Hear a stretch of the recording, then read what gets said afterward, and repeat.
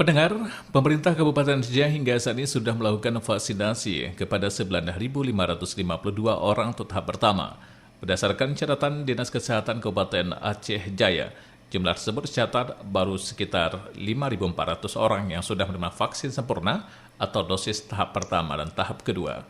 Kepala Dinkes Aceh Jaya, Cut Dewi Hastati kepada RRI mengatakan angka tersebut jika dipresentasikan baru sekitar 12,75% dari jumlah target vaksinasi COVID-19.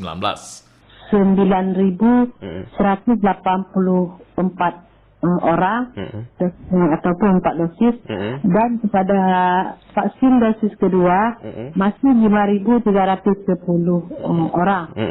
Sedangkan sasarannya, sasaran yang sebenarnya harus kita vaksin semuanya ada 70.271.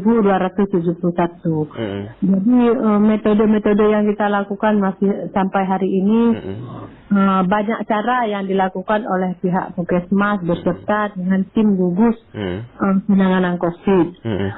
Ia mengatakan untuk Kabupaten Aceh Jaya sendiri target masyarakat harus mendapatkan atau vaksinasi COVID-19 sebanyak 70.271 orang. Setelah masyarakat divaksin COVID-19 dengan jumlah tersebut, maka pembelakuan hidup normal akan kembali di Aceh Jaya.